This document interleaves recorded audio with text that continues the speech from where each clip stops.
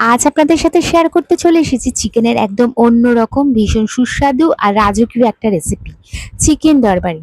বাড়িতে একবার বানিয়ে সবাইকে খাওয়ালে আপনার দর কিন্তু অনেক বেড়ে যাবে। আরে না না, একটু মজা করলাম।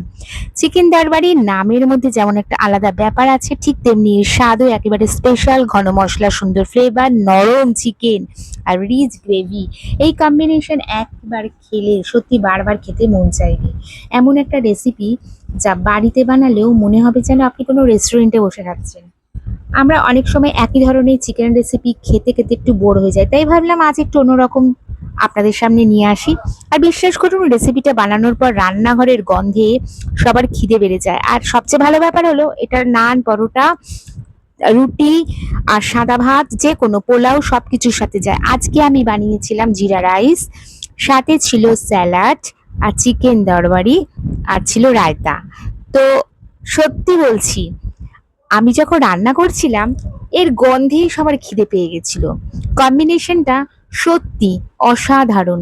তাই পুরো ভিডিওটা অবশ্যই শেষ পর্যন্ত দেখুন, কারণ ধাপে ধাপে ধাপে ধাপে আমি কিভাবে করেছি। প্রথমে 1 কিলো চিকেন খুব ভালো করে পরিষ্কার করে ধুয়ে নিয়েছিলাম। এখানে কিছু মশলা নিয়েছি, গোটা জিরে, গোটা মৌরি, গোটা ধনে সব 1 চামচ করে নিচ্ছি। আর নিয়েছিলাম 10টা মতন অ্যালমন্ড বাদাম, কাজু বাদাম, দারচিনি, লবঙ্গ, ছোট এলাচ আর গোটা গোলমরিচ। এবার এগুলোকে আমি একসাথে সব কিছু নিয়ে আমি ড্রাই রোস্ট করেছিলাম। দেখবেন খুব বেশি আবার ভেজে ফেলবেন না, তাহলে কিন্তু পুড়ে গেলে গন্ধটাই নষ্ট হয়ে যাবে, তেতো হয়ে যাবে মশলাটা। হালকা করে সব কিছু, এই মশলাটাই হচ্ছে এই রান্নার সবচেয়ে বড় সিক্রেট।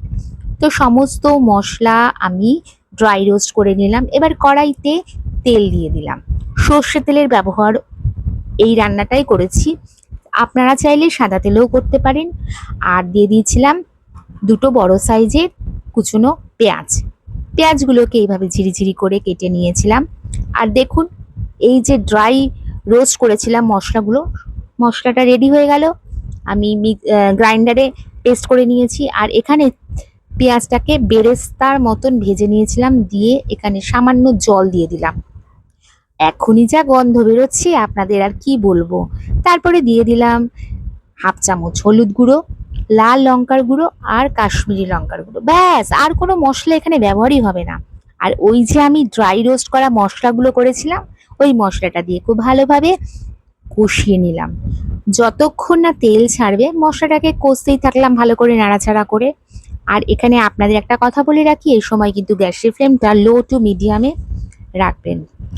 এরপর কষতে কষতে যখন তেল ছাড়া শুরু করেছে, এখনই যা ফাটাফাটি একটা গন্ধ বেরোচ্ছে, কি করে আপনাদেরকে আমি গন্ধটা শেয়ার করবো বলুন তো, সেটা তো সম্ভব নয়। আর তারপরে দিয়ে দিলাম 1 চামচ আদা রসুনের পেস্ট। এরপর সমস্ত উপকরণকে আবারও খুব ভালো করে কষিয়ে নিলাম। কষতে কষতে যখন তেল ছাড়া শুরু করলো, তখন 2টো কেটে রাখা টমেটোও দিয়ে দিলাম। টমেটোকেও খুব ভালো করে নাড়াচাড়া করতে করতে যখন টমেটো একদম গলে যাবে, এই যে একটু ধৈর্য ধরে করতে হবে রান্নাটা, কারণ আমরা যে কোনো কাজই যদি ধৈর্য ধরে না করি তাহলে সেটা পারফেক্ট হয় না। দেখতেই পাচ্ছেন এখানে টমেটো পুরোপুরি গলে গেছে, সমস্ত মশলার থেকে কিন্তু তেল বেরোতে শুরু করে দিয়েছে। এরপর আমি চিকেনগুলো তুলে দিলাম। আমি কিন্তু কোনো চিকেনের মধ্যে কোনো ম্যারিনেট করিনি, এই ধুয়ে রাখা চিকেন তুলে দিলাম মশলার মধ্যে।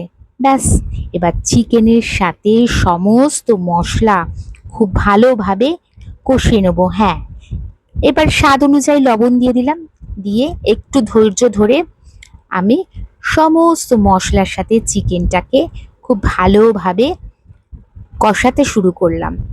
আর একটু মশলা ধোয়া জল দিয়ে দিলাম, কারণ একদম ড্রাই হয়ে গেছিল। ভালো করে কষিয়ে কষিয়ে যখন একটু মশলাগুলো চিকেনের সাথে ভালোভাবে মিশে গেছে, তখন আমি ঢাকনা দিয়ে মোটামুটি 5-7 মিনিট রেখে দিলাম। গ্যাসের ফ্লেমটা একটু লো টু মিডিয়ামে রেখেছিলাম। আর ঢাকনা খুলতে কি বলবো বন্ধুরা, গন্ধে আশেপাশে তো মনে হচ্ছে লোকজন, কিছু বলার নেই।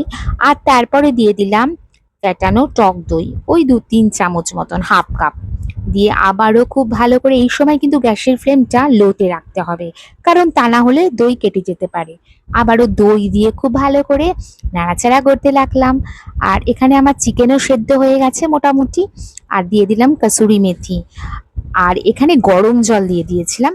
আমি যতটা গ্রেভি রাখবো, আপনারা আপনাদের মতন গরম জলের ব্যবহার করবেন, আপনারা যতটা গ্রেভি রাখতে চান। তবে এটা একটু মাখো মাখো হয়, তো তাই খুব বেশি গ্রেভি এখানে আমি ব্যবহার করব না। আর সমস্ত কিছু নাড়াচাড়া করে আমি এখানে আবারও ঢাকা দিয়ে দিলাম। ওই 5 মিনিট মতন ঢাকা দিয়ে তারপরে যখন খুললাম, ব্যাস, ফাইনালি আমার চিকেন দরবারি রেডি। আর একটু সবশেষে বাটার দিয়ে দিলাম 1 চামচ। কি বন্ধুরা, কেমন লাগলো? আর চিকেন দরবারি আমার রেডি। এবার আমি সার্ভ করতে শুরু করে দিয়েছি। দেখতেই পাচ্ছেন কতটা দেখতে সুন্দর হয়েছে। ভালো লাগলে অবশ্যই লাইক, কমেন্ট আর শেয়ার করতে কিন্তু ভুলবেন না। আর হ্যাঁ, যদি ভিডিওটা ভালো লেগে থাকে অবশ্যই একবার নিজের বাড়িতে ট্রাই করে দেখবেন। আশা করছি খেলে সবাই আপনার প্রশংসা করবে। সবাই ভালো থাকবেন, সুস্থ থাকবেন। টাটা।